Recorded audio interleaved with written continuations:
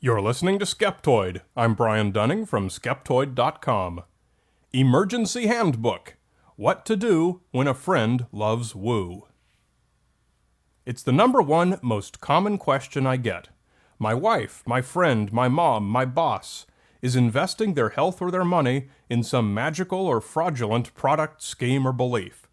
What can I do about it? This is a tough situation to be in. Whether it's a loved one who's ill and is being taken advantage of by a charlatan selling a magical cure with no hope of treating the illness, or a friend who's out of work and is going into deeper debt to buy into a hopeless multi-level marketing plan, it's really hard to watch.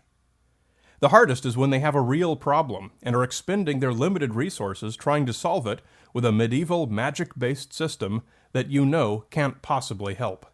But all too often, they think it's helping.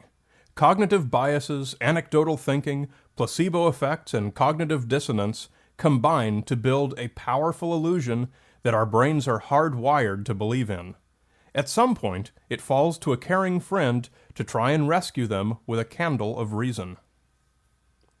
You're up against a foe who's far more formidable than you might think. This isn't like settling a bet with a friend where you can look up the answer on Wikipedia, see who's right, then buy each other a beer.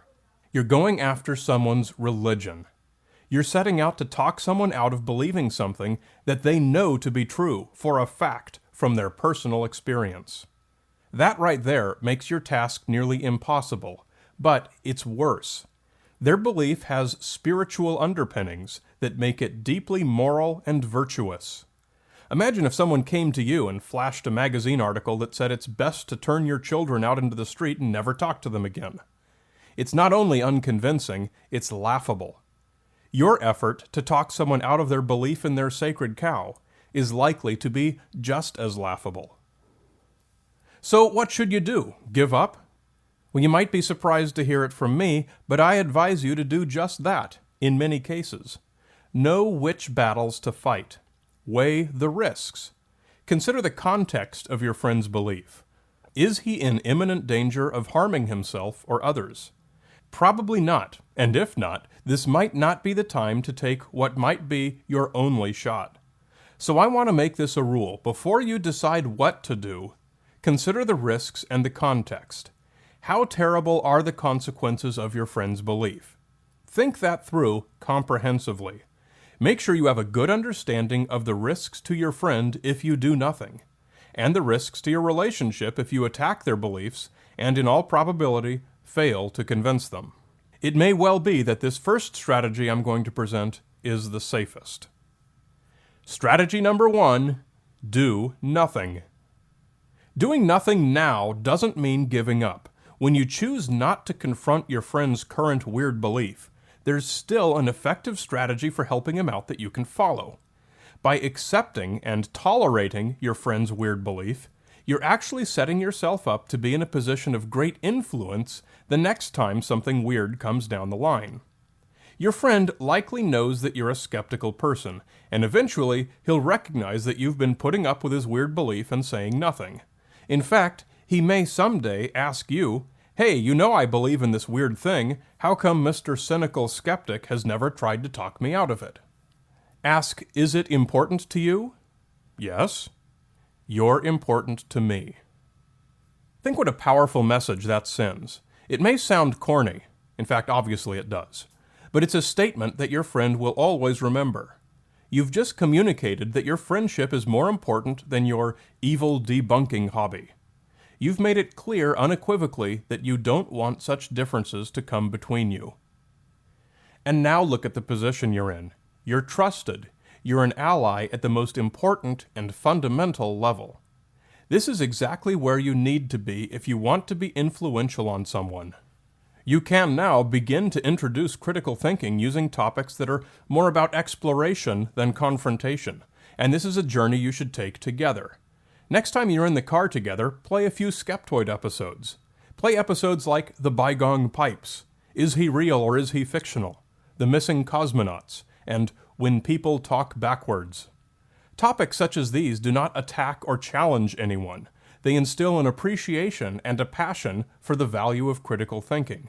Once introduced, I find that most people want more. Gather every bit of skeptical material you can find that you know will interest your friend, and that does not attack or challenge his belief. So long as you remain a trustworthy friend and not an irrational adversary, you're in a position to introduce him to the fundamentals of critical thinking, and to the value and tangible rewards of reality. Don't underestimate the value of seeds that are well planted in a good environment. If your friend comes around on his own, his growth is far more complete than any that's forced upon him. Always remember the story of the little boy who couldn't get his pet turtle to come out of his shell. He tried to pull on its head, he shook it, he squirted water. He did everything he could think of, but the turtle wouldn't come out. Then his grandfather took the turtle and placed it on the warm hearth, and within a minute the turtle was out of his shell. The little boy never forgot that lesson. Strategy number 2, the intervention. Sometimes the situation is urgent, and you don't have time to do things the easy way. There might be a medical crisis, an emotional crisis, or a financial crisis, and an immediate intervention is needed. Sometimes a friend's situation is dire enough that helping him is worth the loss of a personal relationship. In these cases, and probably only in these cases, would I suggest a confrontational approach. And to do this effectively, draw on the established principles of the counseling intervention. First, you want to gather a group of friends or family, and you need to meet with them separately. Try to get a group, but even if there are only 2 of you, it's worlds better than just you by yourself. Your next task is to present your evidence to the group that the magical system your friend is relying on is pseudoscientific and cannot help him. Don't expect them to accept what you say at face value, and do expect that some of them might buy into the magical system as well.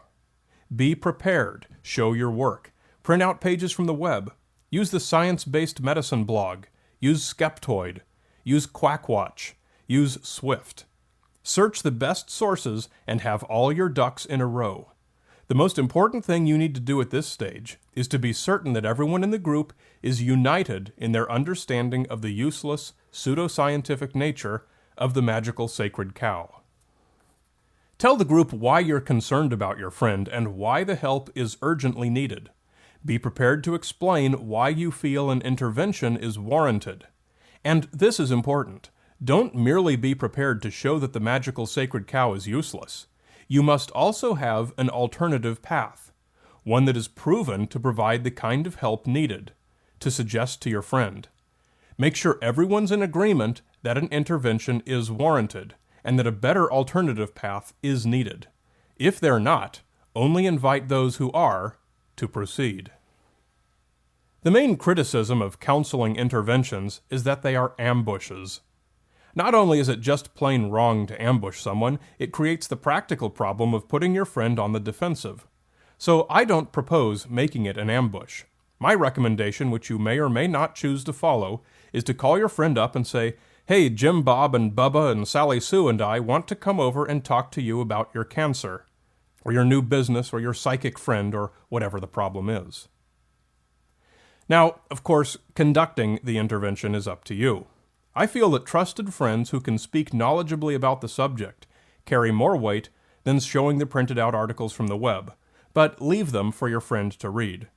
Anyway, it's going to be a really crappy hour. It's not going to be fun for anyone, but with some luck, you may just make a big difference in your friend's life. He may not love you for it, but the idea is to help him, not to win brownie points for yourself. Strategy number 3, be there. In some cases, doing nothing may seem too slow, and an intervention may be too harsh and unwarranted.